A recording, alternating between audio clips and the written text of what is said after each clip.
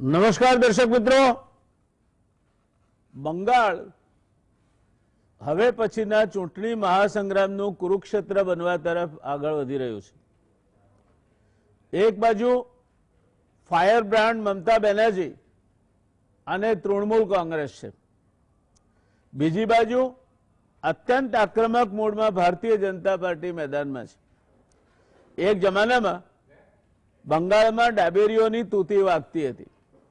જ્યોતિ બસુ, સોમનાથ ચેટર્જી, બુદ્ધદેવ ભટ્ટાચાર્ય જેવા અનેક દિગ્ગજ નેતાઓ ડાબેરીઓ પાસે હતા। પ્રજા ઉપર અને રાજ્ય વ્યવસ્થા ઉપર એમની જડબે સલાક પકડ હતી।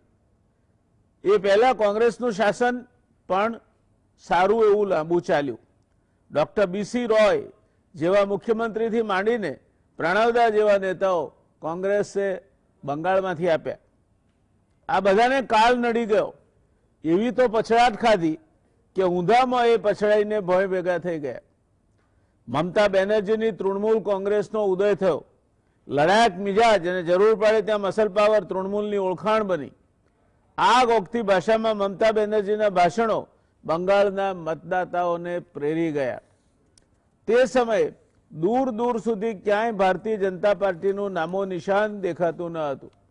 આજે ભારતીય જનતા પાર્ટી પાસે દરેક જિલ્લામાં હજારો કાર્યકરોની ફોજ છે। બંગાળનો મિજાજ બદલાયેલો લાગે છે, હવામાં કંઈક જુદી જ ભનક છે। બંગાળમાં ઉચ્ચ અધિકારીઓ, વેપારીઓ, ઉદ્યોગપતિઓ, ઠાકુર પરિવારો અને માલેતુજાર તૃણમૂલની નીતિઓથી અને તેમાંય ખાસ કરીને એના મસલ પાવરથી નારાજ છે। બાંગ્લાદેશીઓની ઘૂસણખોરીનો પક્ષ તાણવાની ભારે કિંમત મમતા બેનર્જીએ ચૂકવવી પડે એવી સ્થિતિ આજે દેખાઈ રહી છે। ભાજપનો રાષ્ટ્રવાદ અને આક્રમક હિન્દુત્વનો રાગ બંગાળીઓને કદાચ રવિન્દ્ર સંગીત કરતા પણ વધારે પ્રિય લાગવા માંડ્યો છે। મમતાના ગઢમાંથી કાંકરીઓ ખરવા માંડી છે। કહેવાય છે કે ગઢ તૂટે તે પહેલા કાંગરા ખરી પડતા હોય છે। મમતાના કેટલાક જૂના સાથીઓ એને છોડીને ગયા છે, પણ એથી વધારે તો કદાચ હજુ છેલ્લી ઘડીએ મમતાને છેલ્લો ધક્કો મારીને સરકી જાય એવા સાથીઓની સંખ્યા મોટી હોય તો નવાઈ પામવા જેવું નહીં હોય। મમતાને દૂર કરીને રાષ્ટ્રપતિ શાસન લાદવાની વાત પણ હવામાં ગુંજી રહી છે। ભારતીય જનતા પક્ષે પોતાના પ્રમુખ જગત પ્રસાદ નડ્ડાથી માંડી ગૃહમંત્રી અમિત શાહ સમેત નેતાઓને ક્યારનાય કામે લગાડી દીધા છે। નરેન્દ્ર મોદી તો હજુ મેદાનમાં ઉતર્યા જ નથી એમ કહીએ તો ચાલે। ભારતીય જનતા પક્ષ આ વખતે હલ્લાબોલ કરીને મમતાના ગઢને ધ્વસ્ત કરવા એડી ચોટીનું જોર લગાવશે એમાં કોઈ શંકા નથી। સામે પક્ષે મરતા ક્યાં ન કરતાની નીતિ અપનાવી મમતા પણ પોતાની બધી તાકાત લગાવી દેશે એ પણ એટલું જ નિશ્ચિત છે। કોંગ્રેસ કે ડાબેરીઓની બહુ ઉપજ હવે બંગાળમાં હોય એવો સમય નથી રહ્યો, પણ ઓવેસી નામનું બીજું એક પાત્ર ઉમેરાયું છે। એ વોટ કટવા છે કે પોતાને માટે લડે છે એના ઉપર પણ મમતાની હાર જીતનો દારોમદાર રહે તેવી શક્યતા રહેલી છે। આ વખતની બંગાળની ચૂંટણી ખાંડાના ખેલ હશે એવું કહેવાય છે। લોકશાહીના બધા જ મૂલ્યોની એસી તૈસી કરનાર લોહિયાળ જંગ મંડાય તે માટેનો દારૂગોળો ખડકાવા માંડ્યો છે। સવાલ છે એને જામગરી કોણ અને ક્યારે ચાંપશે? સવાલ છે એ દારૂગોળો સૌથી વધારે કોને દજાડશે અને કોને જીતાડશે? સવાલ છે બંગાળમાં રાષ્ટ્રપતિ શાસન નાખવું ભારતીય જનતા પાર્ટી માટે ડાપણ ભર્યું રહેશે કે કેમ? સવાલ છે જો એ રાષ્ટ્રપતિ શાસન નખાય તો સરવાળે એ મમતા બેનર્જી માટે સહાનુભૂતિ ઊભી કરવા માટેનું કારણ બની શકે છે ખરું? સવાલ છે બંગાળનું આ વખતનું ચૂંટણી મહાયુદ્ધ કયા મુદ્દા ઉપર લડાશે અને એનો અંજામ શું આવશે? સવાલ છે બંગાળની પ્રજા પણ બાંગ્લાદેશીઓની ઘૂસણખોરી, હિન્દુત્વની ભારતીય જનતા પક્ષે ઊભી કરેલી નવી વ્યાખ્યા અને મમતા બેનર્જી માટે એન્ટી ઇન્કમ્બન્સી વોટ આ બધું કેટલા અંશે કોની તરફેણમાં અથવા કોની વિરુદ્ધમાં જશે? બંગાળના ચૂંટણી મહાસંગ્રામ ઉપર ગુજરાત સમાચાર ટેલિવિઝન પર આ પહેલી ચર્ચા છે।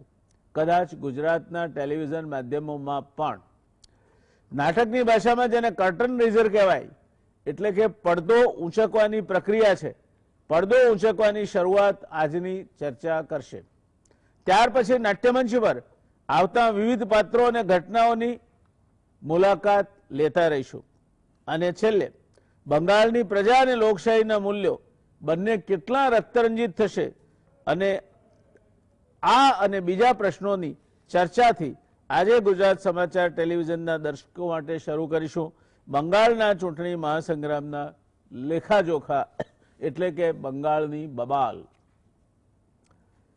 આ વિષય પર આપણી સાથે વાત કરવા માટે એક વિદ્વાન પેનલ હાજર છે, જેમાં શ્રીમાન ગૌતમ લહેરી સિનિયર પત્રકાર છે, પ્રેસ ક્લબ ઓફ ઇન્ડિયાના પ્રેસિડેન્ટ રહી ચૂક્યા છે, બંગાળના રાજકારણને ખૂબ જ नजदीकથી जाने છે.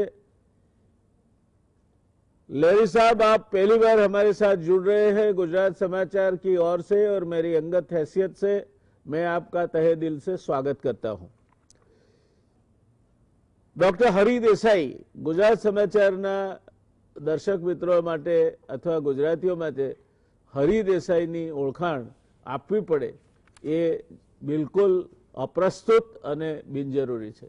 एटले हरिभाई आपड़ा एक सीनियर पत्रकार है, एक एवी पत्रकारित्वनी संस्थाना डिरेक्टर है कि ज्यां छोकराओ पत्रकारित्व भणीने यूनिवर्सिटी में 10 नंबर पोताना नामे करे छे अने आधुनिक भारतना सोशियल पॉलिटिकल हिस्ट्रीना जाणकार अने राजकारणनी नाड़ पार करनार हरिभाई कांईक अंशे आखा बोला छे, पण ए तो उत्तर गुजरातनी प्रकृति है. दिनेश जी वोरा आर्थिक और राजकीय समीक्षक हैं. आप इंडियन रेवेन्यू सर्विस में काम कर चुके हैं और हम हिंदुस्तानी के माध्यम से देश की विविध समस्याओं को उजागर करने के लिए अपनी बात बिल्कुल नियमित स्वरूप से सटीक रूप में रखते रहते हैं. लहरी साहब, आज शुरुआत करना चाहूंगा आपसे, क्योंकि आप जितना ये पूरे मसले को नजदीक से देखते हैं, जानते हैं, शायद ही हमारे पास ऐसा कोई एक्सपर्ट हो जो उतने अधिकार पूर्वक और काबिलियत से ये बात को असली परिप्रेक्ष्य में हमारे सामने रख सके, हमारे प्रेक्षकों के सामने रख सके. आज बंगाल का अब मैं मानता हूं कि स्टॉर्म इज बिल्डिंग अप.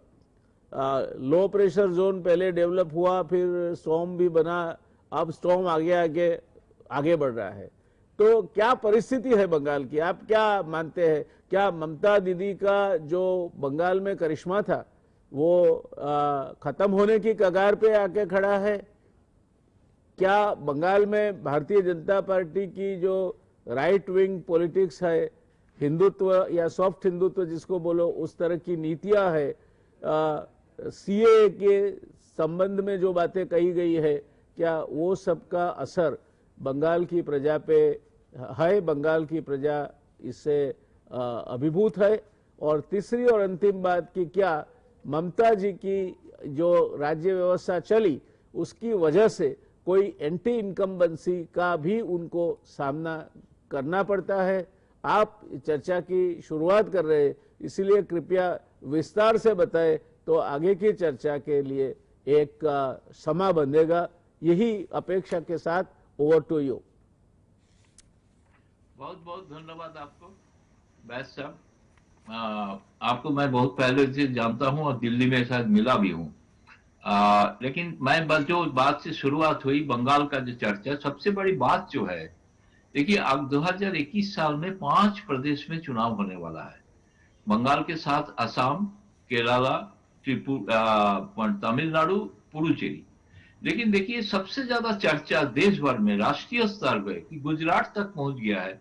एक तो कारण तो है कि बार बार गुजरात का जिक्र होता है बंगाल का चुनाव में, तो ये जो चर्चा में आ गया है बंगाल का चुनाव बहुत पहले से, चुनाव अभी भी देर है, अप्रैल मई में होने की संभावना है, पता नहीं पहले होगा कि नहीं, लेकिन इसके पहले, इतना पहले से इसके बारे में चर्चा हो रहा है. बीजेपी का राष्ट्रीय अध्यक्ष जा रहा है, गृह मंत्री जा रहा है, प्रधानमंत्री की सरकारी प्रोग्राम के नाते गया है और भी जाने वाला है 23 तारीख को. तो इसलिए एक चर्चा का विषय बन गया कि सबसे पहली बात तो ये बताओ, बंगाल का विधानसभा जितना चुनाव हुआ, कभी भी उस चुनाव में भारतीय जनता पार्टी का चर्चा ही हुई नहीं थी, क्योंकि ऑलमोस्ट नॉन प्लेयर रहे थे। ये सबसे बड़ी बात है कि आज भारतीय जनता पार्टी लेके बंगाल चुनाव लेके चर्चा हो रहा है कि बंगाल में क्या भाजपा अब ममता को हटा के अपना क्षमता वो अधिकार ले पाएंगे कि नहीं, ये सबसे बड़ी बात है। मैं इसलिए बोलता हूं कि एक तरह से भारतीय जनता पार्टी का कम से कम एक नैतिक विजय तो हुआ है कि जो ट्रेडिशनल पार्टी रहे बंगाल का, कांग्रेस और वामपंथी दल, उसको दरकिनार करके आज वो उभर के आए हैं और सीधा मुकाबला कर रहा है सत्ताधारी बहुत ही ताकतवर तृणमूल कांग्रेस से। आपको पता ही होगा, तृणमूल कांग्रेस का लीडर ममता बनर्जी एक सड़क से उठ के आए हैं लीडर। संग्राम संघर्ष बहुत जीवन है, वो इतना आसानी से उसके साथ मुकाबला करना संभव नहीं है। लेकिन भारतीय जनता पार्टी जब से ये तय किया कि 2014 के चुनाव के बाद जब नरेंद्र मोदी जी सत्ता में आए और अमित भाई शाह ने उसका जो स्ट्रैटेजिस्ट रूप में उभर के आए हैं, उन्होंने तय किया था राजनीतिक रूप से कि उत्तर पूर्वी भारत में जहां पे भारतीय जनता पार्टी का कभी प्रभाव नहीं था, उस जगह में कैसे भारतीय जनता पार्टी का प्रभाव विस्तार करे। इसलिए सबसे बड़ी कामयाबी मिला असम में, उसके बाद त्रिपुरा, आज सारे उत्तर भारत का जितना राज्य है एक छोड़ के बाकी सब में भारतीय जनता पार्टी है। तो ओडिशा में कोशिश की, लेकिन ओडिशा में हुआ नहीं, क्योंकि नवीन पटनायक एक बहुत जाने माने लोकप्रिय मुख्यमंत्री रहे। बात है पश्चिम बंगाल का। पश्चिम बंगाल में 2014 का चुनाव के बाद जो बीजेपी का सिर्फ 2 सांसद जीते थे, उसके बाद 2016 का विधानसभा चुनाव में भी भाजपा का जिक्र नहीं था। उसमें ये बात चल रहा है कि क्या कांग्रेस वामपंथी ममता को हटा के सत्ता में आ जाएंगे कि नहीं। उस टाइम भी देखा गया भाजपा को सिर्फ 3 विधानसभा सीट में जीत हासिल हुई थी। लेकिन अचानक सारे सीन बदल गया था जब 2019 का जो चुनाव हुआ, लोकसभा चुनाव, जिस चुनाव में कहीं किसी ने पहले से पता नहीं था। भाजपा दावा करते थे 20-22 सीट मिलेंगे, लेकिन बंगाल से जो जुड़े हुए लोग हैं जो जानते हैं, कभी नहीं ये उम्मीद किया कि भाजपा 18 लोकसभा सीट जीत के आएंगे, और वो भी ममता का गढ़ से। इसलिए सबसे पहली जो जीत हासिल हुआ 2000, उसी से भाजपा कार्यकर्ता, भाजपा नेता, राष्ट्रीय नेता सबने एक रणनीति तय किया। शायद एक मौका आ रहा है कि भाजपा का कमल फूल, शायद तृणमूल का जिसको कहते हैं घास फूल, वो हटा के कमल फूल आ सकता है। तो इसलिए 2018-19 का जो लोकसभा चुनाव है, वो चुनाव का हिसाब देखेंगे तो उसमें भाजपा जो पहले विधानसभा में 10% वोट मिला, अचानक 30% वोट बढ़ के 40% हो गया है। ये बहुत बड़ा कामयाबी है। और साथ देखिए तृणमूल कांग्रेस के साथ उसका डिफरेंस अब मार्जिन है से 3% का, तृणमूल को मिला 43 पॉइंट समथिंग। इसलिए भाजपा का विधानसभा का उसका अगर कन्वर्ट किया जाए 121 सीटों पे विधानसभा का सीट में भाजपा आगे है, जो बहुमत के लिए बहुत ही नजदीक, क्योंकि बहुमत के लिए चाहिए 147, 294 विधानसभा का सीट है। तो इसलिए जो 121 सीट में वो आगे है, तो क्यों नहीं इसको बढ़ाया जाए। लेकिन इसलिए जो देखा गया कि उत्तरी बंगाल में भाजपा का कामयाबी अच्छा मिला, दक्षिण बंगाल में उतना नहीं। दक्षिण बंगाल में तृणमूल का गढ़ अभी भी है, अभी भी पकड़ मजबूत है। इसीलिए भाजपा ने एक रणनीति अपनाया, जो तृणमूल से बहुत लोग नाराज है। जैसे खास तौर पे जैसे ममता बनर्जी उसका भतीजा अभिषेक बनर्जी को जैसे पार्टी के कमान संभालने के दिया है, जो कमान पहले यही शुभेंदु अधिकारी देखते थे।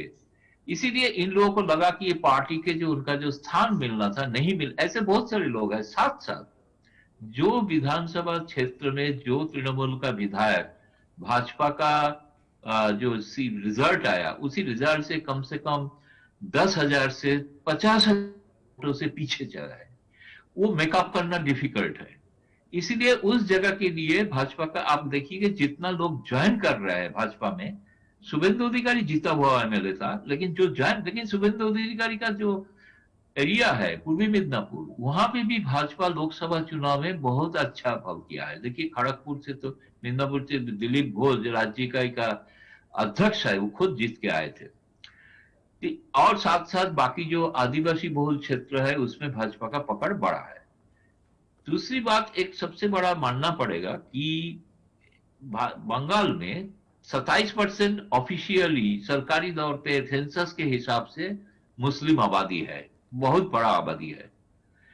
कोई बोलते हैं कि वो 30% हो गया कि और भी बढ़ गया। ये शिकायत भी है कि बहुत सारा लोग बाहर से आए हैं, उनको वहां पे वोटर बनाया गया है। जो भी है, लेकिन ये 70-80 सीट जो है, इस सीट में ये माइनॉरिटी एक अहम निर्णायक भूमिका लेते हैं। तो इस सीट में लड़ाई करने के लिए भाजपा का दूसरा रणनीति अपनाना पड़ेगा। इसलिए वो ज्यादा तौर पे ध्यान दे रहा है जो हिंदू बहुल आदिवासी एरिया है, जिसको जंगल मॉल बोलते हैं, उसके साथ साथ जो नॉर्थ बंगाल है और तृणमूल का पकड़ दक्षिण बंगाल में जहां जहां है, उस जगह से अगर उनका गढ़ को ध्वस्त कर सकते हैं तो एक संभावना बनती है। फिर भी मैं मानता हूं आज का दिन में लड़ाई अभी कांटे का टक्कर है। कोई घोषणा नहीं, भविष्यवाणी मैं नहीं करना चाहता हूं, लेकिन अभी भी चुनाव बहुत देर है और भी बहुत सारे सीन बदल सकता है, बहुत सारे लीड छोड़ के आ सकता है भाजपा में। कौन कौन कैसे किस तरह से नेता आते हैं वो देखने के लिए जरूरत है।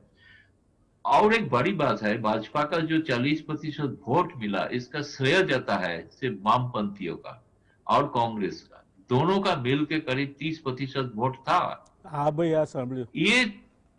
ये वोट का अब 20 से 22% वोट भाजपा में ट्रांसफर हो चुका था।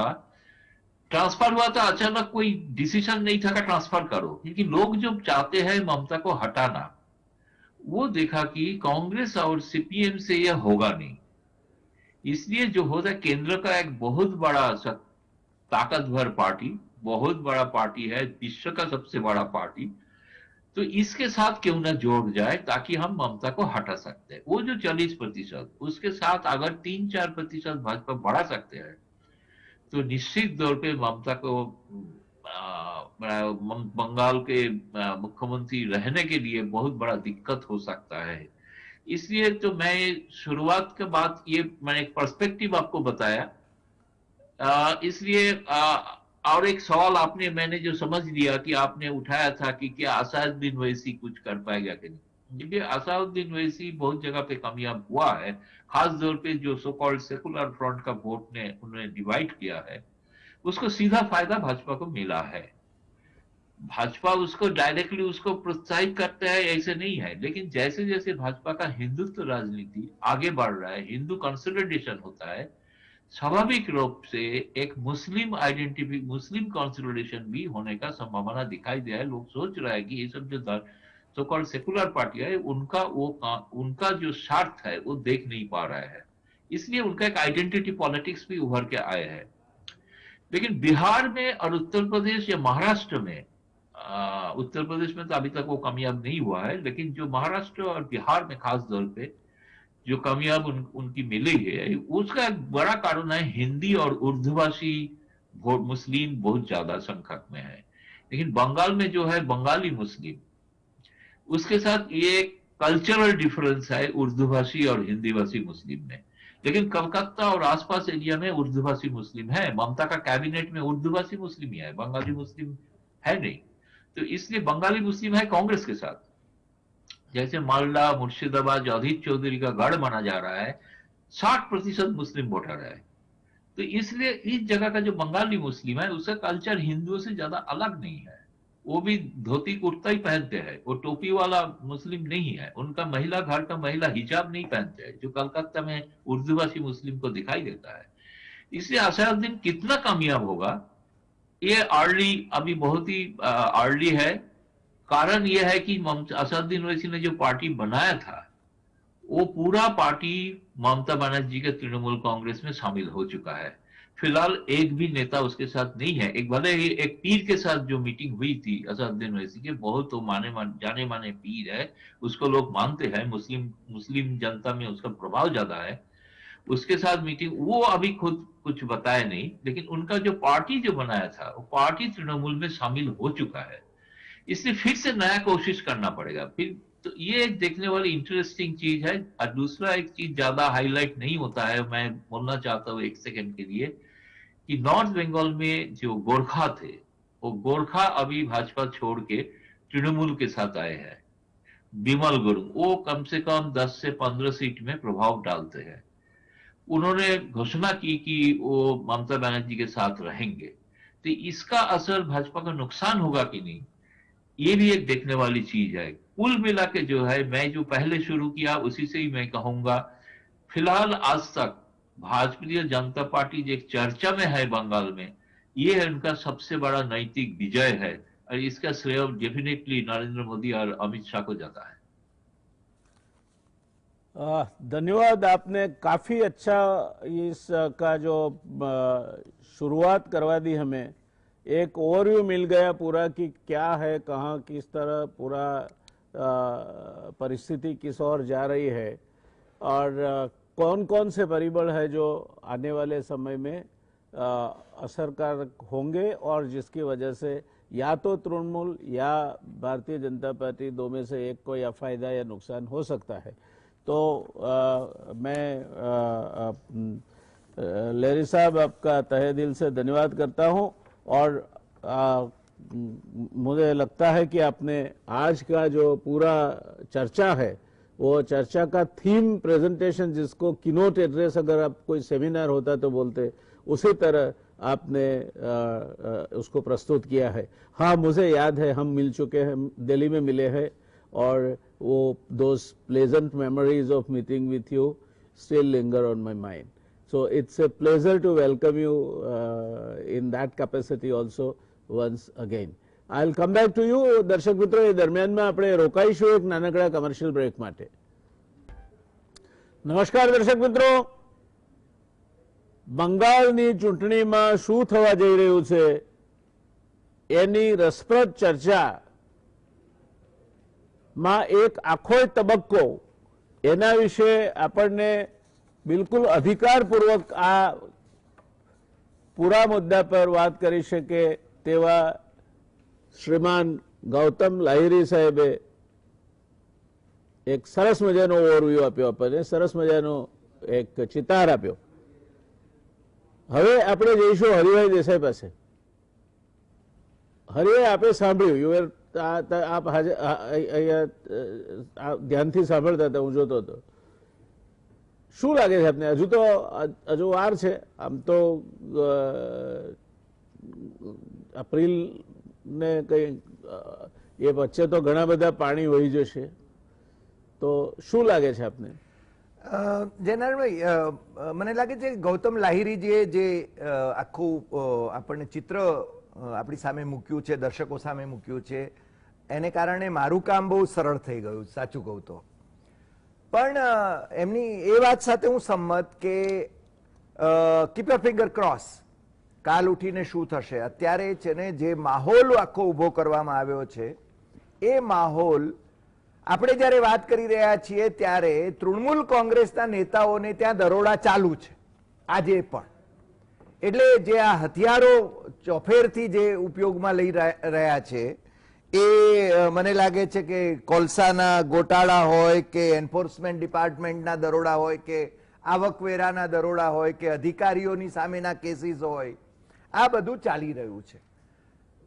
येन केन प्रकारेण कोलकाताना जे राइटर्स बिल्डिंग छे एनी ऊपर भगवो लहरावવો એ ભારતીય જનતા પાર્ટીની નેમ છે। અને મને લાગે છે કે એમણે એ સ્વપ્ન પૂરું કરવું છે, કારણ કે એમના માટે અનિવાર્ય છે। જો હિન્દુ મહાસભાના અધ્યક્ષ એનસી ચેટર્જી અને એમના પુત્ર તો પાછા માર્ક્સવાદી હતા, સોમનાથ ચેટર્જી જે આપણા લોકસભાના સ્પીકર હતા, એટલે આમાં છે ને કોઈ રાજકીય પક્ષોનું અત્યારે જે પક્ષાંતર બધા ચાલી રહ્યા છે, તો મને એમાં બહુ આશ્ચર્ય નથી થતું। ડોક્ટર શ્યામા પ્રસાદ મુખર્જીએ એમની કરિયરની શરૂઆત કોંગ્રેસના ધારાસભ્ય તરીકે કરી હતી 1929માં। ડોક્ટર કેશવ બલિરામ હેડગેવાર એ ત્યાંની મેડિકલ કોલેજમાં ભણ્યા અને 1925માં એમણે રાષ્ટ્રીય સ્વયંસેવક સંઘની સ્થાપના કરી, ભારતીય જનતા પાર્ટીની માતૃ સંસ્થાની। એ કેશવ બલિરામ હેડગેવાર એ આજીવન કોંગ્રેસી રહ્યા અને એમાંથી પછી ગુરુજીએ 1951માં જનસંઘની સ્થાપના તરફ આખો પેલું થયું ને જનસંઘનો નવ અવતાર એટલે ભારતીય જનતા પાર્ટી આપણે કહી શકીએ. ભારતીય જનતા પાર્ટીના બે સ્વરૂપ હું તો જોઉં છું, એટલે કે અટલજીનો સમય હતો ત્યાં સુધીનું એક જુદું સ્વરૂપ હતું, નરેન્દ્ર મોદીજીનો જે સમય છે એ જુદું સ્વરૂપ છે. અને એ જોતા મને લાગે છે કે બંગાળ ઉપર ત્રાટકવું અને બંગાળની સત્તા રાઇટર્સ બિલ્ડિંગને કબજે કરવી, આ એમનો સંકલ્પ ઘણા વખતથી ચાલી રહ્યો છે. રાજભવન એમાં ભાગીદાર છે, કારણ કે રાજભવનના જેમ તથાગત રાય જે ધારો કે ગવર્નર હતા ત્યારે પણ જે પ્રકારે પોલિટિકલ ટ્વીટ કરતા હતા અને ત્યાં ઈશાન ભારતની અંદર પણ જે રીતે મદદ કરી રહ્યા હતા, મારા તો બહુ સારા મિત્ર પણ છે, તો એ આખી યોજનાબદ્ધ રીતે ચાલે છે. ગવર્નર હાઉસ એ કેન્દ્રના ગૃહમંત્રીની નીચે આવતું હોવાને કારણે રાજ્યપાલને જેનો ઉપયોગ કઈ રીતે થાય છે એ રીતે અહીંયા ધનખડનો પણ ઉપયોગ થઈ રહ્યો છે, એ બહુ સ્પષ્ટ છે. લાહિરીજીએ મને લાગે છે ગોરખા નેતાની બિમલની વાત કરી, તો એ બિમલે જ્યારે આ ઘોષણા કરી, એ પ્રગટ થયા ઘણા વખત પછી સોલ્ટ લેક પર, અને એમણે જાહેરાત કરી કે તૃણમૂલની સાથે રહેશે, દીદીની સાથે રહેશે, ત્યારે ધનખડે છે ને ત્યાં દાર્જિલિંગ જવાનું નક્કી કર્યું. એટલે મને લાગે છે કે જે ગરિમા રહેતી હતી રાજભવનની, એ આખી સક્રિય રાજકારણની અંદર રાજભવનનો પણ ઉપયોગ થઈ રહ્યો છે, એ બહુ સ્પષ્ટ છે. મમતા બેનર્જીની સરકારને બરખાસ્ત કરીને ત્યાં રાષ્ટ્રપતિ શાસન લાદવાની એમની નેમ એ ઘણા વખતથી ચમકારા મારે છે. પણ હું માનું છું કે કેન્દ્રીય કેબિનેટમાં હજુ એ વિશેના મતભેદો સ્પષ્ટ છે, અને એને કારણે જો એ કરે તો દીદીને સિમ્પથી મળે કે કેમ એવી પણ એક ચર્ચાને કારણે એ મને લાગે છે સંકોચ અનુભવે છે. બીજું, આખી જે તૃણમૂલ કોંગ્રેસ છે એને હિંસક પાર્ટી તરીકે પ્રોજેક્ટ કરવાની આખી દેશના મીડિયાની અંદર, પણ એ ત્યાંની બંગાળની અંદર શું પરિસ્થિતિ છે, મને એમ લાગે છે કે ત્યાં રવિન્દ્રનાથ ઠાકુરનો ઉપયોગ, એમના રાષ્ટ્રવાદનો ઉપયોગ અને શાંતિનિકેતનમાં જન્મ્યા એની વાત કરવાનું. હવે શાંતિનિકેતનમાં જન્મ્યા નહોતા હકીકતમાં, પણ ભારતીય જનતા પાર્ટીના નેતાઓ જે ભાંગરા વાટી રહ્યા છે એ બધા મુદ્દાઓ લઈને આ લોકો તૃણમૂલ વાળા આમને બહારી લોકો કહે છે. બીજી વાત, બાંગ્લાદેશી ઘૂસણખોરો, આ દેશની અંદર બાંગ્લાદેશી ઘૂસણખોરો 2 કરોડ જેટલી સંખ્યામાં છે. પાર્લામેન્ટની અંદર જે રજૂઆત કરવામાં આવી છે, જે રિપોર્ટ મૂકવામાં આવ્યો છે એની અંદર, અને 2014ના ઇલેક્શનના કેમ્પેઇન વખતે માનનીય નરેન્દ્રભાઈ મોદી એ ઉછળીને કહેતા હતા કે અમે બાંગ્લાદેશી ઘૂસણખોરોને ખડિયા પોટલા બાંધીને ભગાડી દઈશું, 16મી મે થી અમે આ કરીશું. આજ દિવસ સુધી સત્તાવાર આંકડો જે છે, જે સંસદમાં મુકાયો છે, એ 5000 10,000 થી વધારે નથી. 2 કરોડ બાંગ્લાદેશીઓ આ દેશમાં ગેરકાયદેસર રીતે રહી રહ્યા છે. એટલે વાતોના વડા કરવા એ બહુ જ સ્પષ્ટ છે.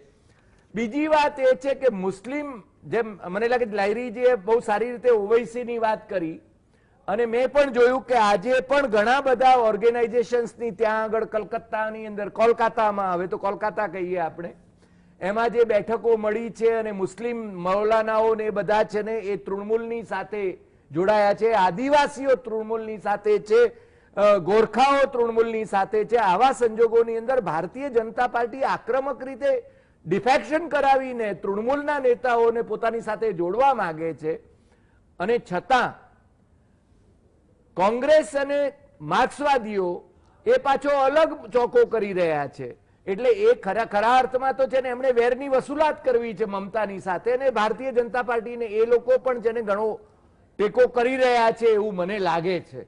પણ મને લાગે છે કે અધીર રંજન ચૌધરીએ જે કહેલું કે ultimately Mamata will have to surrender us, she will have to come back to us. મને લાગે છે અધીર રંજન ચૌધરીને બહુ ગંભીરતાથી લેવાની જરૂર નથી, કારણ કે ભાંગરા વાટનારા માણસ છે, અને સંસદમાં પણ એવા ભાંગરા ઘણા બધા વાટે છે. પણ કોંગ્રેસ અને માર્ક્સવાદીઓનું ગઠબંધન પહેલાથી રહ્યું છે એવું છે, ને મમતા દીદી જે હંમેશા કહેતા હતા એ આપણને અત્યારે પુરવાર થઈ રહ્યું છે. 1977 થી માંડીને 1977 થી માંડીને 2011 સુધી ત્યાં માર્ક્સવાદી મોરચાની સરકાર રહી, અને દીદીએ એમને પરાસ્ત કર્યા. એના પછી બીજી વાર તો વધારે બહુમતી સાથે એ આવ્યા. હવે આ વખતે એમની અગ્નિ પરીક્ષા છે અને ભારતીય જનતા પાર્ટીએ ધારો કે અત્યારે એની 16 બેઠકો હું માનું છું ત્યાં સુધી વિધાનસભામાં એની પોતાની 16 બેઠકો છે, બાકીના 10 જેટલાને ડિફેક્શન કરાવીને લાવ્યા છે, 18 જેટલા મેમ્બર ઓફ પાર્લામેન્ટ છે, મને લાગે લાયરીજીએ એની વાત કરી છે, પણ હજુ એ સત્તાથી ઘણા દૂર છે. અને દીદી એ કંઈ ગાંજા જાય એવા નથી. આમે અટલજીની સરકારમાં પણ દીદી હતા અને કોંગ્રેસ લેડ સરકારમાં પણ દીદી હતા, એટલે દીદી છે ને એ ક્યારે વિપરે એ કંઈ કહેવાય નહીં. પણ આ તબક્કે મને પ્રણવદાની એક વાત બહુ સ્પષ્ટ કરવાનું મન થાય છે. પ્રણવદાએ એમના પુસ્તકમાં લખ્યું છે કે આ ગાંડા ગેલા કરનારી લાગે એવી મમતા બેનર્જી એ વાસ્તવમાં એ જે કંઈ બોલે છે, જે કંઈ કરે છે, એના દૂરગામી પરિણામો શું હોઈ શકે એનો બરાબર વિચાર કરીને એ કરે છે. એટલે we can not underestimate Mamata Didi. Of course Bharatiya Janata પાર્ટીની પાસે બહુ જ સારા નેતા કહી શકાય એવા નરેન્દ્ર મોદીજી છે, વડાપ્રધાન છે અને એની આખી ફોજ છે કાર્યકર્તાઓની. એની સામે દીદીનો કેટલો ગજ વાગશે એ વિશે મને ખરેખર તો આ વખતે શંકા છે. એટલે આપ એવું કહેવા માંગો છો કે અત્યારે જો આપને પૂછવામાં આવે તો આપ એમ કહેશો કે જે dice is cast in favour of Bharatiya Janata party? મને એવું લાગે છે કે ભારતીય જનતા પાર્ટી કેન કેન પ્રકારે રાઇટર્સ બિલ્ડિંગ પર પોતાનો કબજો જમાવશે, આવું મને અત્યારના સંજોગોમાં લાગે છે. ઓફકોર્સ હજુ તો 2-3 મહિના તો દૂર છે, છતાં ठीक है. दिनेश जी, आपने दोनों हमारे लर्नेड पैनलिस्ट को सुना. लाहिरी जी की बात जो है वो बिल्कुल स्पष्ट है कि कहीं नहीं थे वहां से आज भारतीय जनता पार्टी कम से कम कंपटीशन में तो आ गई है. तो सबसे बड़ी अगर इनकी प्राप्ति है तो ये है कि कहीं नाम नहीं था, वहां से आज आप बिल्कुल कंपटीटर बनके उभरे हुए हैं और एक संभावनाएं भी उभर रही है कि आप शायद ममता बनर्जी को परास्त करके राइटर बिल्डिंग पे अपना झंडा गाड़ दे. क्या मानना है आपका? आपकी क्या राय है? आप भी बहुत करीब से देखते हैं इन सब बातों को. नमस्कार आदरणीय व्यास जी और दादा लाहिरी साहब ने तो बहुत कुछ कह दिया है और देसाई साहब ने बहुत कुछ कहा है. आपका प्रश्न दोबारा से रिपीट करिए, मेरा फोन डिस्कनेक्ट हो गया था. व्यास जी जरा एक बार प्रश्न रिपीट कर. मैं ये कह रहा था कि आपने ये दोनों विद्वानों को सुना जी. एक बात जो लाहिरी साहब ने कही वो ये है कि भारतीय जनता पार्टी कहीं नहीं थी, कहीं क्षितिज में भी नहीं दिखती थी. जी जी जी. वहां से जाके आज एक ऐसी परिस्थिति में आ गई है कि अब संभावनाएं बनने लगी है, वहां तक की चर्चाओं में कम से कम आ गई है. यही उसकी सबसे बड़ी सिद्धि है. तो क्या लगता है आपको आगे चल के, अभी तो अप्रैल दूर है, तो वहां तक की घटनाएं और भी ये पेंडुलम को स्विंग कर सकती है? क्या मानना है आपका? अगर बंगाल के दृश्य को देखें तो एक चीज बड़ी प्रमुखता से निकल कर आती है, वो ये है कि यहां पर बीजेपी का मुकाबला एक स्ट्रीट फाइटर से है. अब जो बिहार में मुकाबला था, एक नोविस थे, तेजस्वी थे, या उत्तर प्रदेश में जब उनका मुकाबला था योगी जी का, तो वहां भी देखा जाए तो खासतौर से योगी जी पिक्चर में नहीं थी लेकिन अल्टीमेटली वही बात में आए, लेकिन वहां पे अपोजिशन कमजोर था.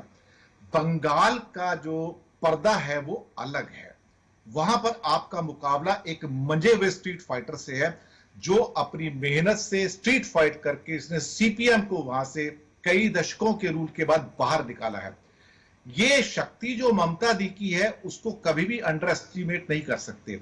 ये बात दादा लाहिरी ने भी सही कही कि वहां पर भारतीय जनता पार्टी का प्रभुत्व बड़ा है और वो हिंदू मुस्लिम डिवाइड के द्वारा जो दूसरे प्रदेशों में करती आई है, यहां भी उसी के द्वारा वोट हासिल करने की कोशिश करेगी.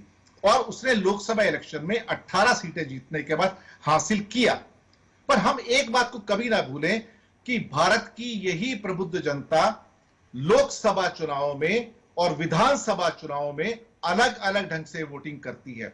लोकसभा चुनाव में उनको पता है कि हमारे सामने नरेंद्र मोदी जी को वोट करना है, वो प्रधानमंत्री होंगे. लेकिन जब आपका स्टेट इलेक्शंस होते हैं तो उसमें ये जो खास तौर से प्रिंसिपल से नहीं चल पाता है, और हमने इसको बहुत सारे राज्यों में देखा है। खास तौर से पिछले इलेक्शन में उड़ीसा के अंदर हमको देखने को मिला, जहां पे लोकसभा और विधानसभा के चुनाव साथ में थे, जहां लोकसभा चुनाव में बीजेपी को अपेक्षाकृत बेहतरीन सफलता मिली, लेकिन साथ ही साथ उन्हीं वोटर के सामने दूसरी मशीन भी थी, लेकिन वहां बटन उन्होंने नवीन पटनायक साहब का दबाया।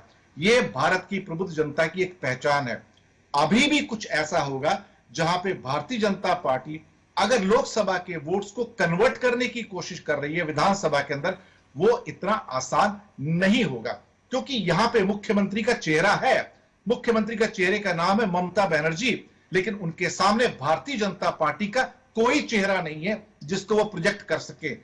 अब यहां पर एक और बात उठती है कि खासतौर से दार्जिलिंग एरिया से जो वहां पे गोरखा जनमुक्ति मोर्चा था, वो टीएमसी के साथ में आया है। ठीक है, शुभेंदु अधिकारी गए हैं, कुछ और लोग भी गए हैं, लेकिन कुछ लोगों के जाने से टीएमसी का एक जो बहुत बड़ा नेटवर्क है, वाइड नेटवर्क है, वो नेटवर्क जिसको ममता दी ने कई डेकेड से सींचा है, उसको नर्चर किया है, उसको तोड़ पाना इतना आसान नहीं होगा, क्योंकि किसी भी स्ट्रीट फाइटर का जो नेटवर्क होता है वो इतना जल्दी ग्राउंड पे नहीं टूटता है। हो सकता है थोड़ी सी दरारें आए। एक और बात जो महत्वपूर्ण यहां पे मैं कहना चाहूंगा कि भारत के खासतौर से बंगाल से लगा हुआ बांग्लादेश है, और वहां से जो हमारे पास रिएक्शंस आती है थोड़ी अलग किस्म की है। भारत के गृह मंत्री श्री अमित शाह के द्वारा बंगाल में जाके ये कहना कि बांग्लादेश से घुसपैठिए आते हैं, ये एक बहुत बड़ी इक्वेशन है। अगर वो as a Bharatiya Janata party के चीफ होते थे पहले और तब ये बात कहते थे, तब उसका रिएक्शन अलग होता था, लेकिन यहां पे जो उन्होंने बात कही है वो होम मिनिस्टर होने की हैसियत से कही है। हमें ये नहीं भूलना चाहिए कि बांग्लादेश के संबंध भारत के साथ पिछले 1-1.5 साल के अंदर बहुत तनाव भरे रहे।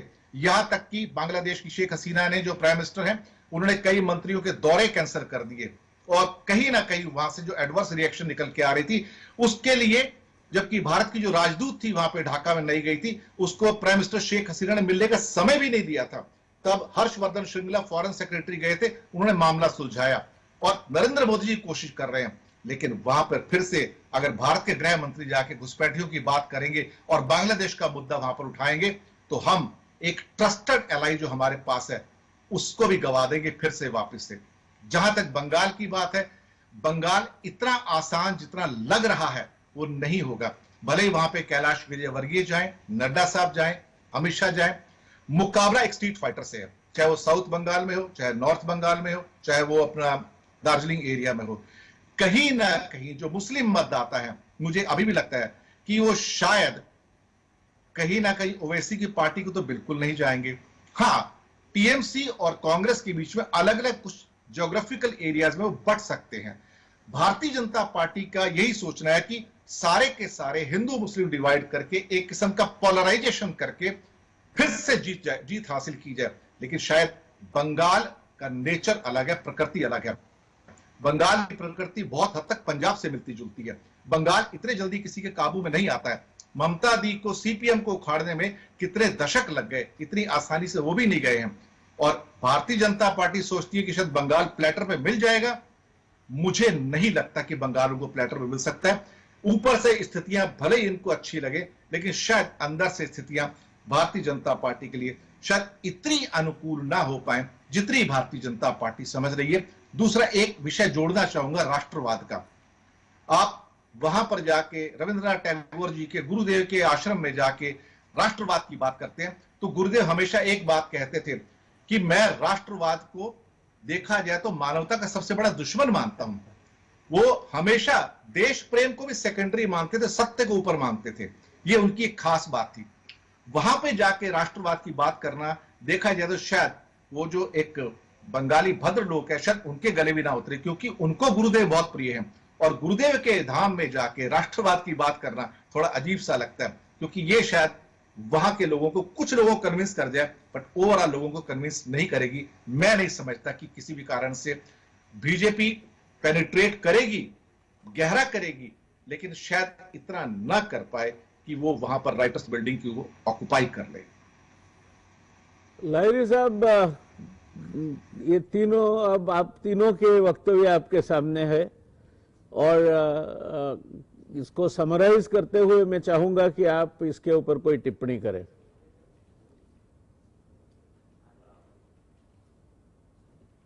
राइटर्स बिल्डिंग में नहीं है, वो हावड़ा में चले गए नबान्नो। अभी नबान्नो कब्जा करना है। राइटर्स बिल्डिंग तो ऑलमोस्ट एक म्यूजियम बनने जा रहा है। जी, तो बाकी दूसरी बात जो है, मैं कुछ बात से सहमत हूँ भोरत से, लेकिन जो हकीकत है, मैं ये नहीं मानता हूँ कि बंगाल में जो 18 सीट भाजपा को मिले थे वो सिर्फ हिंदू मुस्लिम ध्रुवीकरण के कारण मिले थे। वो नहीं था, क्योंकि उसके साथ साथ ममता बनर्जी को जो पॉपुलैरिटी 10 साल पहले थे, 5 साल पहले थे, वो आज उतना नहीं है। 10 साल का एंटी इनकम्बेंसी उसके खिलाफ जा रहा है, ये मानना पड़ेगा। इसलिए मैं आपको बता कि बंगाल में ध्रुवीकरण हर चुनाव में होता था, हिंदू मुस्लिम नहीं। वो है सत्ता का पक्ष और सत्ता का विपक्ष। विपक्ष को भले ही 30-40 सीट मिलता था, लेकिन वोट मिलता था 40%। तो बंगाल में 40% वोट आपको सत्ता में नहीं लेके आगे पे, जब तक उसको आप जिसको थ्रेशोल्ड मार्क बोलते हैं वो 44 के ऊपर होना चाहिए। ममता जी उसका नजदीक अभी भी लोकसभा हिसाब से है। दूसरी बात जो है कि जो सबसे बड़ा दिखाई दिया, जो ध्रुवीकरण की जो बात बोल रहे हैं बोरा साहब, उतना नहीं। इसलिए बोल बीजेपी तो कोशिश किया है, लेकिन सही, चाहे वो हिंदुत्ववादी आइडियोलॉजी में बिलीव करते हैं, वो तो बोलते ही बोलेंगे ही। लेकिन वहां का जो वामपंथी है, वामपंथी का कैडर है, कांग्रेस का कैडर है, वो तृणमूल से त्रस्त है। इसलिए वो चाहते हैं कि भारतीय जनता पार्टी एक पार्टी है जो ममता बनर्जी को हरा सकते हैं। इसलिए सीपीएम का लीडर का मुख में ये नारा सुनाई दिया था कि पहले राम बाद में बाम। ये बहुत सारे नेशनल डेली में भी छपा है। ये नहीं कि बहुत करीबी नेता, ये नीचे स्तर पे जो कैडर है वो मानते हैं कि ममता को हराना है। देखिए सीपीएम का जो घोषित नीति है आज, उसका जो महासचिव सीताराम येचुरी जाके जो कहा, अगर भारतीय जनता पार्टी को हराना है तो सबसे पहले तृणमूल को हराना है। तो ये जो अगर वो वोट, अगर तृणमूल कांग्रेस जो मानता हूं मैं एंटी बीजेपी वोट, जो अगर सीपीएम और कांग्रेस का जो गठबंधन होने वाला है उसमें जाता है, तो पहले एक थ्योरी था कि ये अगर वोट ले लेते हैं तो शायद एंटी ममता बात को काट देते, ममता को फायदा होता। लेकिन ये भी एक बात है कि एंटी बीजेपी लिबरल जो सो कॉल्ड सेकुलर वोट, इसमें अगर डिवाइड हुआ तो ममता के लिए एक मुश्किल है।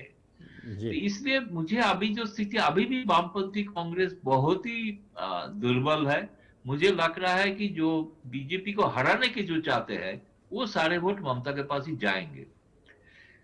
बाकी जो बात है, जो बहुत सारे मुद्दा उठा है, वहां पे जो स्थिति अभी है वहां पे मूल मुद्दा है ममता बनर्जी का, जो भाजपा ने जो कर रहा है मैनिफेस्टो में जो बोलेंगे, वो है ममता बनर्जी का अपशासन उसको कहते हैं। जो और दूसरी बात है कि उसके साथ राजनीतिक हिंसा, वो बंगाल में एक बहुत बड़ा मुद्दा है। भले अपोजिशन का बहुत लोग मारे गए हैं, और भी हिंसा बढ़ेगा, और तृणमूल को भी लोग मरे हैं। ऐसे नहीं है कि सिर्फ एक ही पार्टी का मर रहा है, बाकी पार्टियों का भी। जो हिंसा का जो एक सिलसिला बंगाल में है, चुनाव के दौरान दिखाई दिया, इसका एक बहुत बड़ा पॉलिटिकल मुद्दा भी ये है। साथ साथ तो एंटी इनकम्बेंसी का बात मैंने पहले ही कहा, ये भी रहेगा। इसलिए अभी भारतीय जनता पार्टी, ममता बनर्जी ने शिकायत कर रहे कि ये बाहर का है, बहिरागत है, इसलिए कि बंगाली कल्चर को मानते नहीं है। लेकिन देखिए अभी नरेंद्र मोदी जी जो भाषण दिए, उन्होंने कहा कि दिखाया, सुनाया कि रविंद्रनाथ ठाकुर कैसे गुजरात में आए थे, अहमदाबाद में आए थे, और अहमदाबाद में उसका जो भाई जो पहला आईसीएस थे, उनका घर में रहे, वहां से बहुत सारे कविता लिखी है। तो ये जो गुजरात के साथ जो जोड़ना बंगाल को, ये एक बहुत बड़ा इच्छा, बहुत बड़ा टैक्टिकल पॉलिटिकल स्ट्रेटेजी के तौर किया है। कितना कामयाब होगा वो तो बात की बात है, लेकिन भाजपा कोशिश कर रही है। इसलिए अभी फिलहाल वो बांग्लादेश वाला इशू छोटे लीडर, मजली टाइप का लीडर बोलेंगे, लेकिन बड़े लीडर अभी वो सिटीजनशिप अमेंडमेंट एक्ट और एनआरसी के बाद बंगाल में नहीं हो रहा है। उसका बड़ी कारण यह है कि बाकी इतना बोलने का जरूरत नहीं है। जो असम में जो वो इशू था, बाकी हिंदी एरिया में जो इशू कामयाब हो सकता है, बंगाल में सीए एनआरसी शायद कामयाब नहीं हो सकता, क्योंकि बंगाल का पार्टीशन का एक लिगेसी है, जिसमें बहुत सारे हिंदू भी आए हैं, बहुत सारे कॉलोनी में हिंदू आए हैं, जो आजकल बड़े बड़े वो कॉलोनी बन गया है।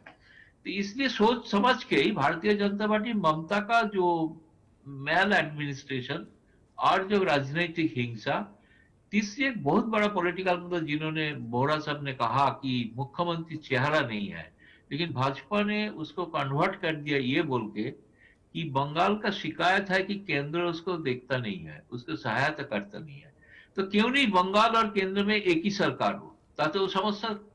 वो मैंने देखा कि कुछ आम जनता भी ये बोल रहा है बंगाली चैनल में, क्यों नहीं एक सरकार बने। तो ये भी एक मुद्दा है, इसलिए मैं बोल रहा हूं कि लड़ाई बहुत दिलचस्प है जी आसान तो नहीं होगा जी लेकिन कामयाब जो लड़ाई चल रहा है ये आमने सामने एकदम, आप इसको कांटे की टक्कर मान के चलिए। अगला दिन में शायद इसका आप क्लियर पिक्चर मिल सकते हैं। जी દર્શક મિત્રો, કોઈ મેચ જોવા આપણે જઈએ ને એક જ તરફી હોય તો જોવાની મજા ના આવે, કોણ જીતશે ખબર ના હોય, અને આ જીતે થોડી વાર પેલાનું પલ્લું ભારે થાય, થોડી વાર પેલાનું પલ્લું ભારે થાય તો જ એ મેચ જોવાનો રોમાંચ રહે. એમ આ આખી જે બંગાળની લડાઈ છે એ લડાઈ રોમાંચક રહેશે એ બાબતમાં કોઈ શંકા નથી, કારણ કે છેલ્લા till the last ball is bold you will not be able to judge the results of this contest. આવનાર સમયમાં એ થોડી વધારે સ્પષ્ટ બનશે, પણ છેલ્લા દિવસ સુધી એનો રોમાંચ અને એનું રહસ્ય એ તો અકબંધ જ રહેશે. એટલે ચૂંટણી પરિણામો સાંભળવા માટેની તમારી જે આતુરતા અને તમને જે રસ પડવો જોઈએ એ ઇટ ઇઝ એશ્યોર્ડ. તમને ભારતીય જનતા પાર્ટી અને મમતા બેનર્જી વચ્ચેની આ જંગમાં છેક છેલ્લી ઘડી સુધી, છેલ્લા બોલ સુધી તમારો રોમાંચ જળવાઈ રહેશે. પણ હરિભાઈ, મારે આપને એ પૂછવું છે, આપણા પ્રધાનમંત્રીજી તો દરેક જગ્યાએ he is a great sort of communicator who finds out the connect and then tries to build upon that. Here he has found out the connect that Rabindranath Tagore stayed at Avnindranath's place, અને સાડી પહેરતા એમના ભાભી અહીંથી શીખ્યા છે. It has created some sort of a connect, disconnect, misconnect. શું કહેવું છે આપનું? નહીં, મને લાગે છે કે બંગાળી પ્રજા એ છે ને ભણેલી ગણેલી અને જાગૃત પ્રજા છે, એટલે આવી ઇમોશનલ બાબતોથી એ પ્રેરાય એવું નથી લાગતું મને. પણ મને લાગે છે લાહિરીજીએ જે કહ્યું એ કે પહેલા છે ને મમતાને પાડી દો, પછી બીજેપીને પાડો, પણ એમાં છે ને કોંગ્રેસ અને માર્ક્સવાદીઓ બંને થાપ ખાઈ જશે. એકવાર બીજેપીની સરકાર આવી ગઈ એટલે પછી છે ને એ માર્ક્સવાદી જે મોડેલ હતું કે જે secretary would decide in any village to allot the funds, એ આખું મોડેલ છે ને એ ભારતીય જનતા પાર્ટી એ વખતે એનો અમલ કરશે. રામભાઉ માલગી પ્રબોધિનીએ બંગાળ વિશે જ્યારે રિપોર્ટ તૈયાર કર્યો ત્યારે એ રિપોર્ટમાં આ બાબત બહુ સ્પષ્ટ હતી, અને એ માર્ક્સવાદીઓએ લાંબો સમય સુધી ત્યાં રાજ કર્યું એમાં પણ એ બાબત હતી. એટલે મને લાગે છે કે જો કોંગ્રેસ અને માર્ક્સવાદીઓ એ મમતાની વિરુદ્ધમાં જ કામ કરવાના હોય અને ભારતીય જનતા પાર્ટી અને મમતા બંનેને લડાવવાના હોય તો હું માનું છું કે ભારતીય જનતા પાર્ટીનો હાથ ઉપર રહે એવી શક્યતા મને તો બહુ સ્પષ્ટપણે લાગે છે. જયનારાયણભાઈ, दिनेश जी, आप तो इन लोगों को काफी करीब से देखते रहते हैं, क्या कांग्रेस और ये वामपंथी दोनों के दिमाग में से कोई जो ग्रे मैटर जिसको बोलते हैं गायब है क्या? या तो फिर उनके लिए ममता द्वेष इतना प्रबल है कि जहां गुजराती में हमारे वहां एक पूरी स्टोरी है, उसमें तो नहीं जाऊंगा, काकू सेठ थी कांसकी करीने, जहां एक छोटी सी कंधी के लिए काकू शेठ नाम का व्यापारी सुल्तान को बुला के ले आया था और गुजरात में पराधीनता का पूरा सर्जन किया था. तो ये वामपंथी और कांग्रेसियों ने क्या अपनी जो भी है दिमाग वगैरह कहीं गिरवी रख दी है या गुम हो गई है, क्या है? ये तो कांग्रेस की और कम्युनिस्टों की खासतौर से ये तो डेक्लाइन की जो स्टोरी है वो अपने आप में एक हिस्टोरिक स्टोरी है, और उसको हम सभी लोग देखते आए हैं कि किस ढंग से उन्होंने एक अपनी ईगो के चलते या अपने अहम के चलते उन्होंने अपने आप को बर्बाद किया है और सामने वाले को हमेशा नीचा देखते रहे। और अभी भी कई बार वो अधीर रंजन चौधरी भी ऐसे वाक्य बोल जाते हैं जहां पे प्रेम भाव कम झलकता है और दुश्मनी ज्यादा झलकती है। तो एक जो क्लैश और कॉन्फ्लिक्ट वाली भावना है वो कांग्रेस के अंदर से गई नहीं। और कांग्रेस की एक प्रॉब्लम ये है कि कांग्रेस अपनी डिफीट से कुछ सीखती ही नहीं है, वो सीखना भी नहीं चाहती है, ना इंटेंट है ना कुछ और है। तो कहीं ना कहीं ये चीजें जो है, तो कांग्रेस एक मार्जिनल प्लेयर तो रहेगी क्योंकि उसका जो वोट बैंक है वो भी बड़ा सिंसियर वोट बैंक है, छोटा सा है भले ही, लेकिन अभी वो है तो सिंसियर है। ऐसे ही कुछ वोट बैंक जो कम्युनिस्टों का है वो भी थोड़ा सा सिंसियर है, लेकिन बाकी सब टूट टूट के जा रहा है, कांग्रेस का टूट टूट के जा रहा है। रही बात अब कि यहां पर बंगाल के जो फाइट है, जो कि 2020 का मैच भी हो सकता है, आखिर में जाके एक्साइटिंग मैच हो सकता है, लेकिन दोनों टीमें स्ट्रांग होकर उतर रही हैं और बीजेपी तो पूरी कोशिश कर रही है कि टॉपल कर दे और आखिरी ओवर के अंदर मैच जीत जाए। मगर एक ही शब्द में, आज की ऑस्ट्रेलिया की मैच की तरह ड्रॉ तो नहीं हो जाएगा ना? नहीं, ड्रॉ तो नहीं होगा, क्योंकि ड्रॉ हुआ तो फिर सामने एक पॉसिबिलिटी होती है कि फिर खींचातानी शुरू होगी, लेकिन उसके में जो टूटने वाला हिस्सा है वो फिर से कांग्रेस का ही होगा, क्योंकि उन्हें टूटने की आदत पड़ चुकी है। धन्यवाद। तो वो फिर टूटेंगे। जी दर्शक मित्रों, बहु रसप्रद વાત છે, ઉત્તરાયણ જામવાની છે, એમાં કોઈ શંકા નહીં, મેચ બરાબર રમાશે। હવે આ કોંગ્રેસ અને વામપંથીઓ એમણે કેટલા હદે એમનું મગજ ભાડે આપ્યું છે અથવા છે નહીં, તેના ઉપર આ બધી આખી રમતના આઉટકમનો આધાર રહેશે। પણ જે દિનેશજીએ વાત કરી ને, એ નામ સમજવા જેવું છે, અધીર રંજન। એ હંમેશા અધીર જ હોય છે और अधीर होकर जो हमारा मनोरंजन करते हैं, इसलिए इनको हम अधीर रंजन बोलते हैं। એટલે કોંગ્રેસમાં જ્યાં સુધી અધીર રંજન છે ત્યાં સુધી તો તમને આ મનોરંજન મળતું રહેશે, એમાં કોઈ શંકા દેખાતી નથી। આજે આપણે શરૂઆત કરી છે અને શરૂઆત એટલી સરસ થઈ છે, આપણને લાહિરી साहब से लेकर हरि देसाई साहब और दिनेश जी जैसे इस क्षेत्र के काफ़ी हम कह सकते हैं कि विद्वान लोग हमारी पैनल पे प्राप्त हुए। આજની આખી ચર્ચાનું તારણ એ છે કે આ શરૂઆત છે, આજની તારીખે આંબે મોહર આવ્યો હોય ત્યારે કેરીની વખારનો હિસાબ ના થાય, એટલે આંબે મોહર આવવાની શરૂઆત થઈ છે।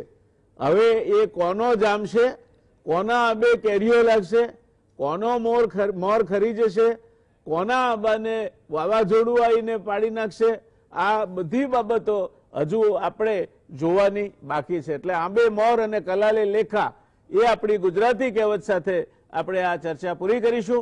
મળીએ કાલે બીજા એક વિષય સાથે। નીતિશ કુમારને બિહારમાં હવે કંઈક નવા જૂની કરવાનો અભરકો થયો એવું લાગે છે, એટલે બિહાર વિશે આપણે કાલે ચર્ચા કરીશું। મળીએ આવતીકાલે। બિહારની રાજનીતિ, બિહારમાં જે થઈ રહી છે પરિસ્થિતિ ઊભી થઈ રહી છે તેના અંગેની વાત માટે ધન્યવાદ। शुभरात्रि।